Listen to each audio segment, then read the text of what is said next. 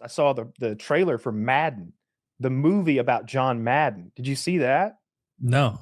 Shane Gillis is playing young John Madden, and Nicolas Cage is playing adult fat John Madden in makeup and a suit. And it's got like a huge cast. Do you know how long it's been? Christian Bale is in it. Do you know how long Christian Bale? Do you know how long it's been since you brought up a movie that I earnestly was like, I have to see it. I have to see. I have to see this film. I have to see Shane Gillis and then Nick Cage be like, oh, what? Huh?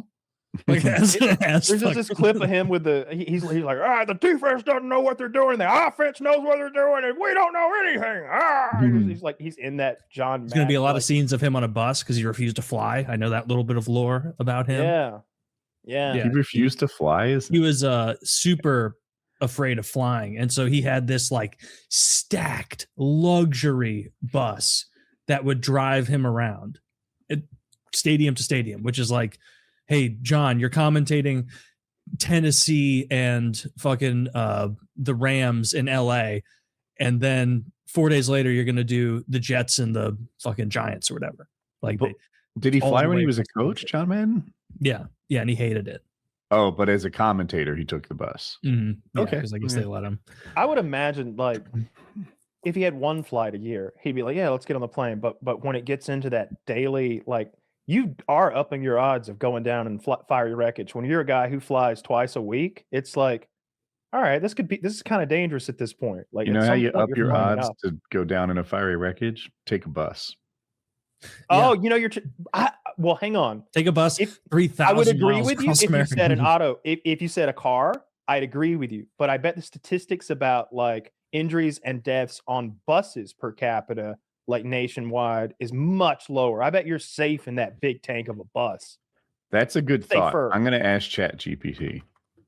Because, and I mean, it's just a big tank of a vehicle, and you're way back there. Like, you're not getting crumpled up the way a passenger vehicle is. It's definitely safer. I don't know if it's safer than air travel, though. I've never been afraid on a plane. And part of it is just accepting that. What are you going to do, Kyle? Hop up and run to the cabin and take control of this thing? Like, it's in someone else's hands. Just airplane is way safer.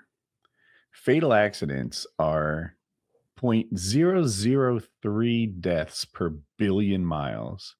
And on a bus, it's 0.1. It's scarier, though, because like when you're about to get in a car accident, even in that moment, you can sometimes be like, oh, this is going to be annoying with insurance. Like you're going to be like, I'm not going to die here. But like if a plane's going down, it's like, like just it's over. It's like 100% of people on this flight are going to die. That's not true. Oh, I'm thinking of Sully landing in the Hudson. Like literally everyone's. Well, that was a controlled landing. He avoided the crash. A controlled landing in the Hudson River. Yeah, they make a big deal of that. The plane. Look, if planes didn't float, I would give them some credit for that one. Okay, like if the you think planes float? I saw them standing on the wings waiting for help. At least for a bit. That deep. It wasn't sitting on the bottom of the Hudson. Yeah. Really? Mm-hmm. I didn't know that. Huh. Well, that was lucky. Yeah. Or he knew it.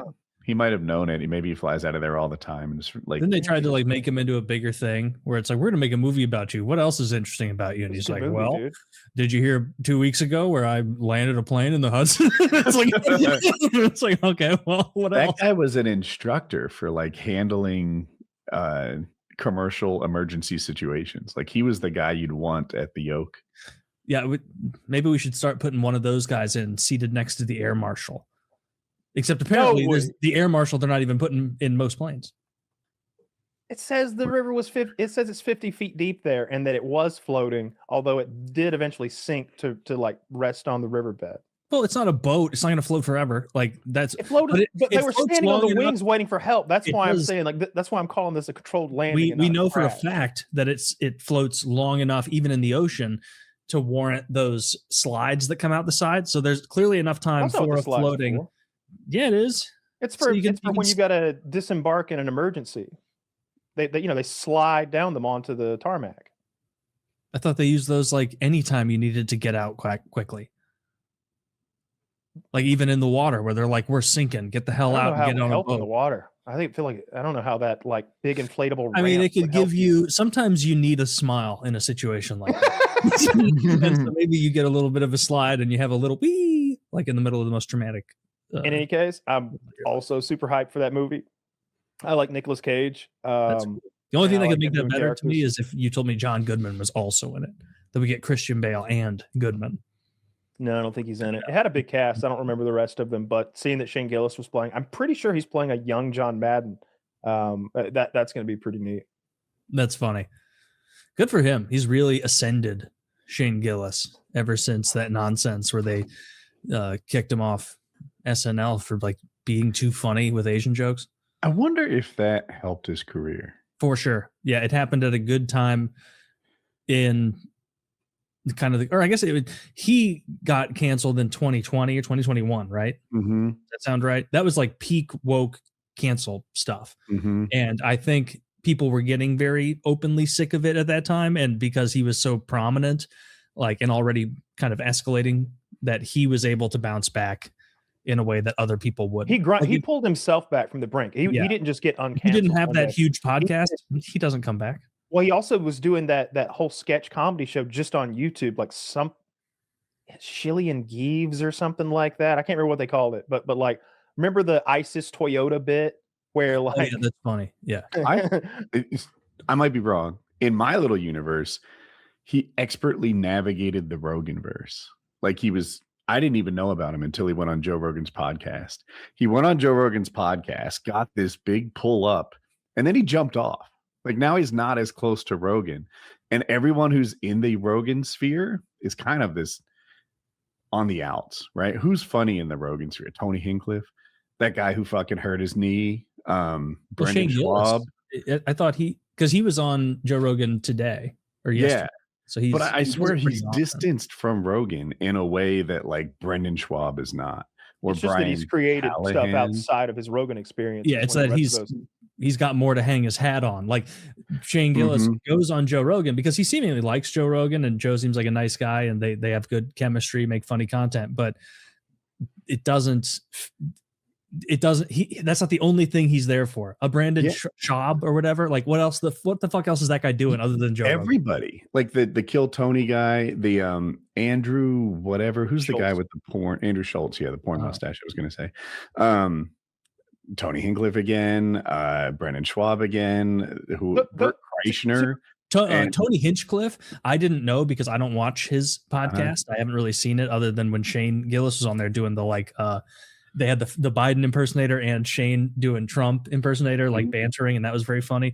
But apparently the Tony Hinchcliffe podcast is fucking enormous. It's very huge. He sells out like not stadiums, but like big venues to then have. And I guess the format is you have like an unknown comic come up and just Kill Tony, do his like it's on Netflix, do his bits, and then everybody sits at the panel and rips on it. Or maybe I'm biased. I just see the whole world turning against almost everyone but Rogan. Like Rogan's kind of still killing it, but all the other comedians in his sphere are just branded as not funny. You might be.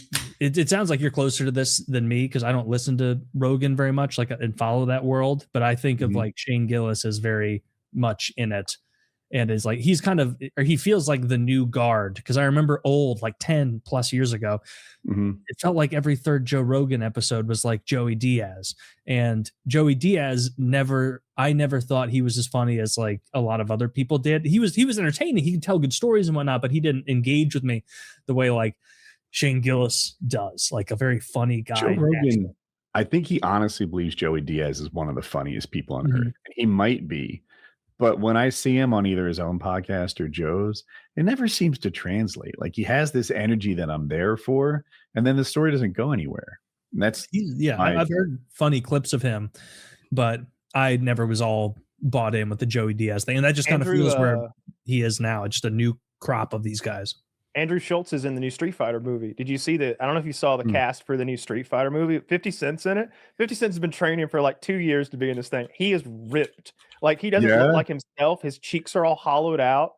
And he's got this wacky like hairstyle going on.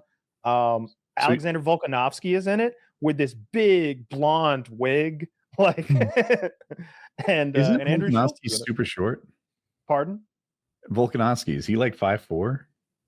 I would imagine so. Yeah. He's a little feller. He's short even for his division. I'll watch this one too, Kyle. You're on a roll today with movie suggestions. Yeah, it looks fun. This looks fun. I like. Is it a comedy? It's Street Fighter, so I take it to be in the vein of like a Mortal Kombat movie. Oh, who's that monster in the back? Right? Holy cow! Who is that guy? His 50 isn't like a little fella, is he? Like, no, I wouldn't say he's little. I'm looking for that guy's name, that enormous man. These guys don't look like action stars. No, that guy in the pink shirt, I've seen Cody him Rhodes. before. That's Cody Rhodes. He's a wrestler. Yeah, it's Cody Rhodes. Jason Momoa's in it. Cody Rhodes, 50 Cent, Andrew Schultz. Where's Momoa? Is he under that guy's bicep? Which one's Momoa? I'm not sure he's in this photo, but I'm scanning it right now.